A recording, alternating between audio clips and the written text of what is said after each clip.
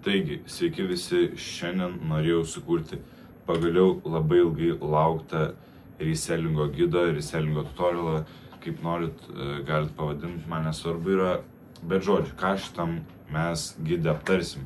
Kas yra resellingas, kas yra 1:1 prekių resellingas, kodėl tai ganėtinai lengva, pagrindinis užduodamas klausimas, kaip pradėti, aš jums paaiškinsiu, kaip pradėti tiesiog. Kas yra vendorius, kaip gauti vendorių, kaip gauti daugiau pardavimų ir problemos, su kuriuom galite susidurti be resellinant. Taigi, pradėkim, kas tas yra resellinimas. Resellinimas yra tiesiog, kaip paėmė, tarkim, daiktą, šitas butelys, nepriimkit kaip patarimą, butelys, jūs jį nusipirkot už eurą, jūs pardavėt jį už 2 eurus, jums lieka 1 euras profito. Taip prieinam prie antro stepo, kas yra 1:1 prekių resellingas. 1:1 prekių resellingas yra, kai pasiemat kokį 1:1 produktą, tarkim, kaip, sakykim, AirPodus, kuriuos turi tenais, ir juos parduodat už tokią sumą, kuri būtų tiesiog normali jum ir pirkėjui. Ką turiu omeny, kad jūs neparduodat 1:1 prekių už originalo kainą, nes tai yra žmonių apgaudinėjimas ir aš to nesiūlau ir aš to nepropaguoju. Tai, bet kodėl tai vis tiek gali veikti, mes dar prieisim prie šito, bet žodžiu, tiesiog pasiemat AirPodus, tarkim, nusipirkote už 15 eurų, parduodat už 50, už 100 eurų, už 50% beveik pigiau negu tikrai kainuoja ir jūs duodat tiesiog savo šitam pirkėjui tiesiog gerą offerį, dėl to, kad jis tiesiog gauna sutaupyti 100 eurų nuo savo AirPodų ir dar gauna tokią pačią kokybę. Taigi, prieinam prie trečio stepo, dar didėsiu prie antro stepo, kad tai įeina rūbai, tokie kaip visokie Spider hoodies, visokie, nežinau, Ralph Laurenai, ką dar turi visokie Chromhartsai, batai, ūgai, visokie tokie dalykai, kurie tiesiog ateina 1:1 forma su originaliom prekiam. Taigi, einam dabar jau tikrai prie trečio stepo, kodėl tai yra ganėtinai lengva. Kodėl tai yra ganėtinai lengva dėl to, kad jūs tiesiog nusiperkat prekę, ją įkeliat į tam tikras platformas, aš esu čia parodęs 3 platformas, aš dar prie jų prieisiu. Ir taip, tiesiog įkeliat, pirmą gaunat prekę, tada ją sufotkinat gražiai, įkeliat ir laukiat pardavimų. Pagrindinis užduodamas klausimas manęs yra, kaip pradėti pagaliau resellinti. Man labai dažnai gauna šitą klausimą, aš tiesiog negaliu visiems atrašyti šitą klausimą, nes labai daug aiškint, tai todėl pagrindinė dalis šito tutorialo yra dėl šito klausimo. Taigi, kaip pradėti? Pirma, gauni vendorių, jį nusipirki arba atrandi, dar prieisim, nes yra stepsas kaip gauti vendorių. Atrandi vendorių arba jį nusipirki, arba jeigu nenori pirkti vendoriaus, nenori mokėti už shippingą, nenori pirkti daug prekių, perki iš tokių žmonių kaip aš, Lietuvoje pilna dabar, tai tiesiog perki iš jų, tarkim, aš turiu AirPodų, kurie kainuoja 30 eurų, aišku, jūs negausit tiek daug profito, pirkdami iš, tarkim, manęs, jūs daugiau profito gausite, jeigu pirksite iš vendorių, dėl to tie turės žymiai pigiau. Taip, tiesiog gausit vendorių arba nusipirksit iš mūsų, sufotkinį tą prekę, įkeli į Vintedą, į Depopą, į Facebooką, kuo daugiau platformų žinot, tuo yra geriau, nes tiesiog tuo daugiau žmonių to prekę pamatys ir tuo didesnis šansas, kad jūs ją parduosit. Ir taip, labai yra paprasta pradėti, aišku, svarbiausia, nesitikėkit, kad pirmą mėnesį uždirbsit 10 000 eurų, jūs dar tik pradedat, tai yra tokios problemos su pradėjimu. 5 stepsas arba klausimas, kurį man labai užduoda, yra, kas yra tas vendorius. Tas vendorius yra tiesiog teikėjas, kuris jums parduoda tas prekes tiesiog. Vendorius teikėjas yra. Prigrįšim prie butelio, tarkim, vendorius turi jums pasiūlyti tokių 100 butelių po 50 centų, kuriuos jūs po to galite parduoti už tenais 2 eurus ir tiesiog gauna daug profito. Kuo daugiau perkat iš vendorius, tuo pigiau dažniausiai būna priklausomai jūsų vendorius, bet ko nemaišyt, su vendorium. Pastebėjau, daug žmonių galvoja, kad vendorius yra fizinė prekė. Vendorius nėra fizinė prekė, žiauriai daug žmonių tiesiog man rašo, tarkim, pamato mano listingą, kuris yra vendoriai, tenais labai daug vendorių turiu. Ir pamato ir jie sako, vat aš noriu vat šito va dalyko. Ir klausia, kaip įsiūstum tu man, arba ten tarkim, ar dar vis turi šitų prekių, karočią. Nu ir tiesiog kartais erzina, bet tiesiog, žinai, gali žmogui paaiškinti, kad tai nėra prekė, tai yra tiesiog teikėjas, kurį tu gauni. Tu tikrai negausi AirPodų už 10 eurų, tu tikrai negausi tenais kažkokio Dysono už 5 eurus. Aš vos tik pradėdamas reselint irgi taip pat galvojau, irgi pasigavau ant tų visokių saitų, kur būna, kur įkeliai TikTok, Start Reselling Now, filmuoja savo saitą ir tipo parodo, kaip nusiperka tenais 2 ar 3 tenais kvepalų vendorius. Ir tipo, žmonės galvoja, kad ten jie nusipirka fizinę prekę, bet jiems tiesiog gauna žinutę į e-mailą, kad ten tiesiog yra tiekėjas. Nusipirko tuos pačius 3 tiekėjus. Tai nepasigaukit ant to, nes daug kas pasigauna man, kad jis rašo, man neapskemino, negausim to savo. Tai žiūrėk, kad taip nebūtų. 6 dalykas. Kaip gauti tą vendorių? Vendorių jūs gausit keliais būdais. Pirmas yra atrasit jį patys, antras dalykas nusipirksit. Pasakysiu, kokie yra plius ir minusų šitų 2 dalykų. Tai jeigu jūs nusipirksit vendorių, jūs turėsite tiesiog išleidę ten nuo 5 iki 15 eurų, tiesiog į minusą nuėję iš karto, vos pradėję reselint. Pliusas, jūs gausit patikimą jau pratestuotą vendorių. Tai nebus tokios rizikos, kad jumis apgaus tiesiog ant kokių 200 ar 100 eurų. Ir jo, tai tokie gali būti minusai ir pliusai su nusipirkimu. O su pačiu atradimu vendoriaus tai yra taip. Jūs ieškot visą dieną, praleidžiat tiesiog kokiam Reddit'e arba dar kažkur ieškodami to vendoriaus. Jūs galite atrasti ten, kur žmonės tikrai jis sako, kad jis geras, arba ten, kad tikrai neapskemins, bet gali būti botintos žinutės, gali būti, tenais, tarkim, tiesiog pats tas vendorius prisispemina savo atsiliepimų ir jūs apgaus ant didelės sumos, bet koks pliusas, kad jūs iš karto nenueisit į minusą 15 ar 20 tenais, ar 5 eurus.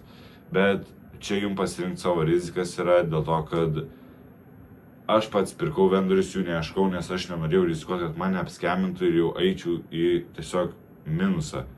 Nes jeigu jūs taip perkat vendorių, tai geriau jau gauti 15 eurų minus ant vendoriaus, negu po to atras savo vendorių ir kad dar gauti 100 eurų minusą tiesiog nuo skemo. Tai tikiuosi, puikiai paaiškinau šitą visą dalyką. 7 klausimas yra, kur parduoti. Parduoti galite realiai bet kur. Galite parduoti savo mokyklui, galite parduoti Snapchat'e, galite Instagram'e, galite Facebook'e, galite Vinted'e. Pagrindinės platformos, kur galite jūs parduoti, jeigu jūs nenorit labai ten stipriai stengtis, yra pats Vinted'as, Facebook'as arba Depopas. Čia yra pagrindiniai saitai, kuriuos jūs galite naudotis, kad parduoti savo prekes. Ir jo, kokie yra minusai su kiekviena šitų saitų.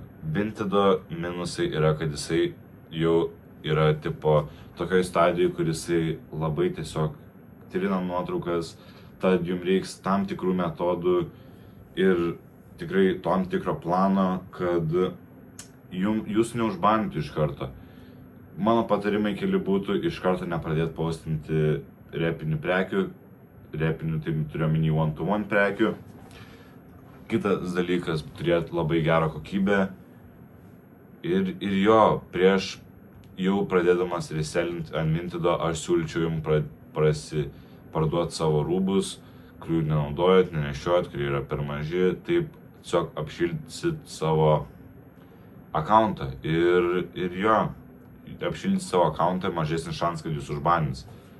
Facebook'e aš naudočiau grupės, ne patį marketplace'ą, nes žinau, kad daug kas neturi marketplace'o, kam nėra 18 metų, tai naudokit grupės, labai daug rūbų grupių yra ir ten daug žmonės ieško tokių drabužių. Ir jų yra gan mažai. Depop'e, mano manimu, yra mažiausiai salesų, dėl to, kad tiesiog tenais labai sunku įsiųsti. Yra, nesunku, jeigu normaliai išmoksti, yra gan lengva tenais įsiųsti ir jo, įsiųsit, bet tas pats, kas su Vintedu, gali užbanint, gali trint prekes ir taip, tokios tos problemos. Tada einam prie kito stepo. Kaip gauti daugiau pardavimų?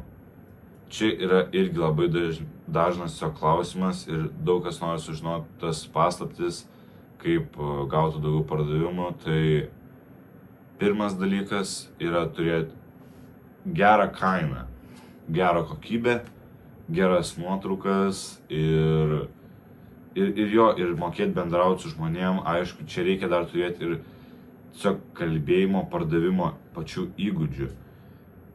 Pasakysiu tokį patarimą iš savo apie pardavimo įgūdžius. Seniau, kai aš pardavinėdavau AirPodus Vinted, aš savo pardavimų tiesiog kalbėseną ar kai kalbėdavau labai buvau įsitobulinęs, dėl to, kad dauguma žmonių, kai tarkim norėdavo pirkti originalius AirPodus, jie dažniausiai sakydavo, ne, aš nenoriu neoriginalų, čia greit sugesta ir tokius dalykus, bet galų galiai iš manęs nusipirkdavo netikrus.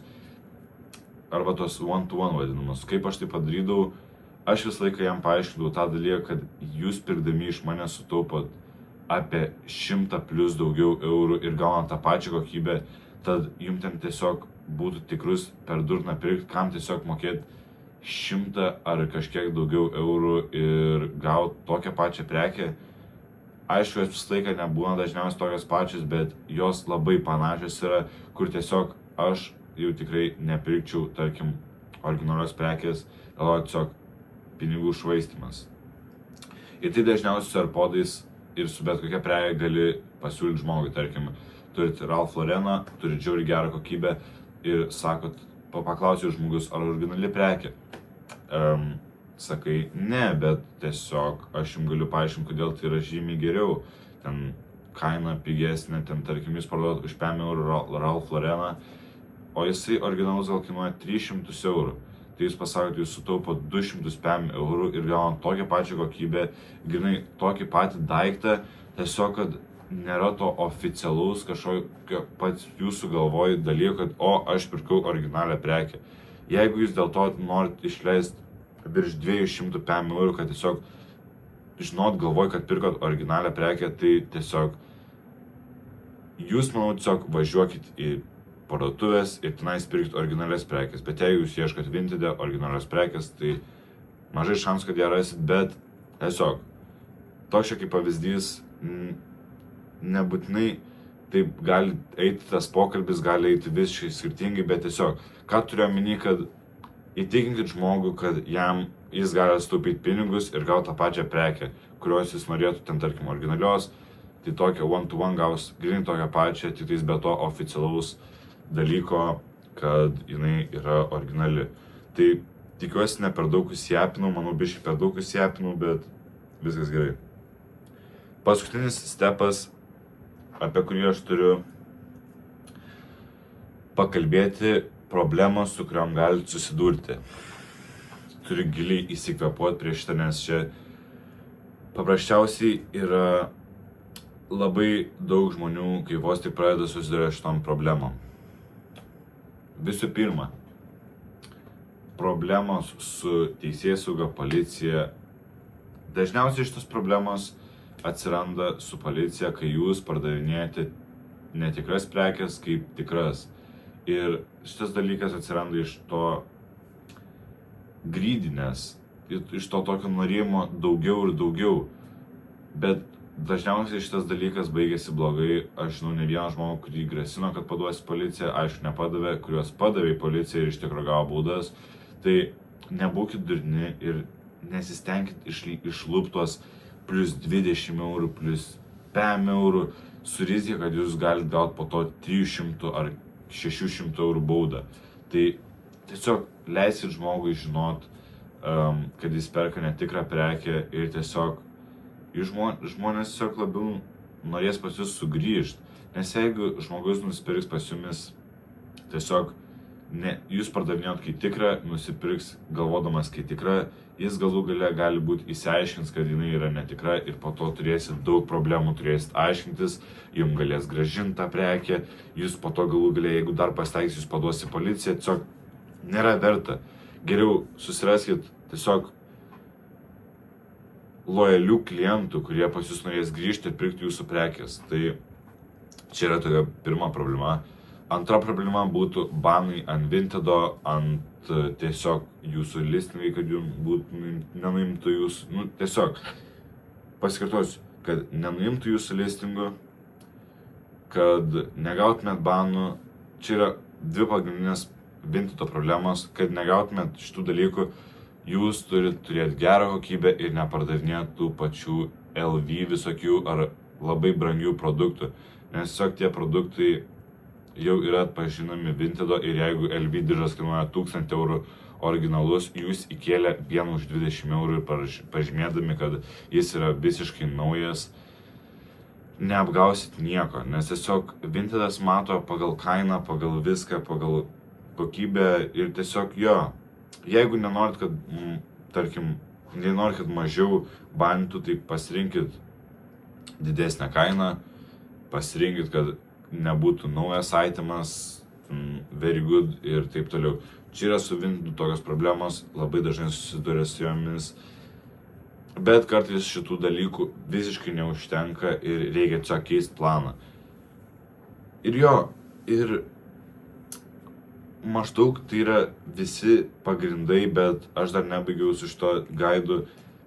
Aš ką turiu pas save Discord serverį, parodau greitai. Čia mano Discord serveris, matot linką šitą. Jeigu norit prisijungti šitą Discordą, rasit žiauriai daug dalykų. Yra dar papildomos pamokos, kurios tenais išmokinsius kaip reselint, daugiau patarimų. Ir yra dar vendoriai protestuoti, yra dar mano mentorystė, kur aš jūs tiesiog viens ant vieno mokinu, jūs man parašot, kada norit, tiesiog ir aš jums padedu ir jums bus žymiai paprasčiau negu daryti pačiam, kartot mano klaidas, kartot kitų klaidas.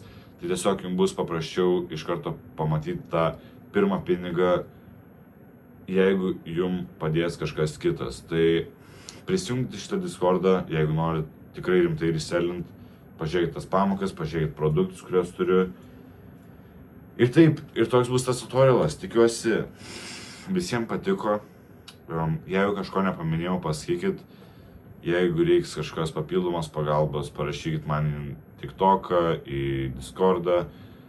Ir viskas. Užmeskit laiką už šitą tutorialą, nes tikrai, gal sakys, kad nesistengiu, bet užtrukau šitam visam dalykui, tam bordui, kad padaryt. Tai užmeskit laiką, užmeskit subscribe, prisijungit į Discordą.